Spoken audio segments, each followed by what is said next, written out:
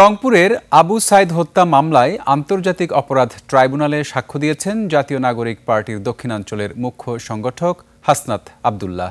বেরবির প্রশাসন ও বিশ্ববিদ্যালয় প্রশাসনের জড়িত সবার দৃষ্টান্তমূলক শাস্তির দাবি করেন তিনি।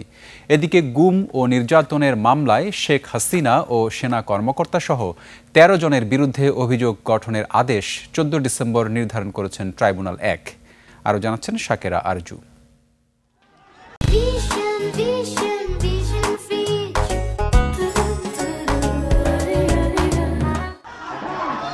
জুলাই গণ অভ্যুত্থানের প্রথম শহীদ আবু সাইদ হত্যা মামলায় সাক্ষ্য গ্রহণ শেষের দিকে। মঙ্গলবার এ মামলায় সকালে সাক্ষ্য দিতে আসেন জাতীয় নাগরিক পার্টির নেতা ও জুলাই আন্দোলনের অন্যতম সমন্বয়ক হাসনাত আব্দুল্লাহ। ১১টার দিকে শুরু হয় সাক্ষ্য গ্রহণ।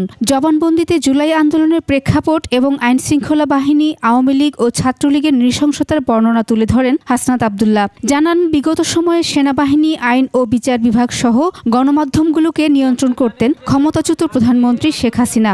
উনি এক্সিকিউটিভকে নিয়ন্ত্রণ করতেন, কোর্টকে নিয়ন্ত্রণ করতেন, বিচার ব্যবস্থাকে নিয়ন্ত্রণ করতেন, উনি মিডিয়াকে নিয়ন্ত্রণ করতেন। এই মামলায় দায়ী হচ্ছে প্রশাসন।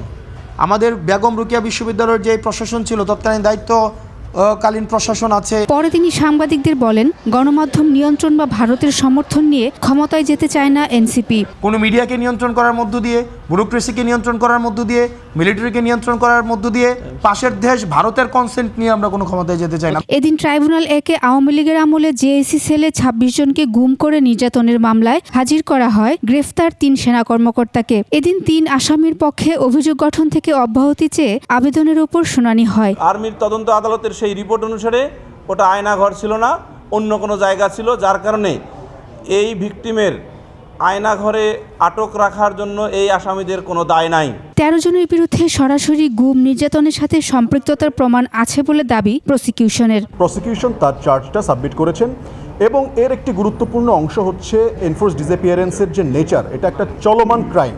অর্থাৎ এই ক্রাইমের শুরু হয় যখন একজন ব্যক্তিকে অপহরণ বা আইনের আশ্রয় থেকে সরিয়ে নেওয়া হয় এবং এর শেষ হয় যখন তিনি আবার পুনরায় আইনের আশ্রয় বা জনসমক্ষে মুক্ত অবস্থায় বেরিয়ে আসেন। এই মামলায় আসামিদের বিরুদ্ধে ২০১৫ সালের ২২ অক্টোবর থেকে ২০২৪ সালের আগস্ট পর্যন্ত সময়ে ২৬ জনকে গুমের অভিযোগ আনা হয়। শাকেরা আরজু, একুশে টেলিভিশন, ঢাকা।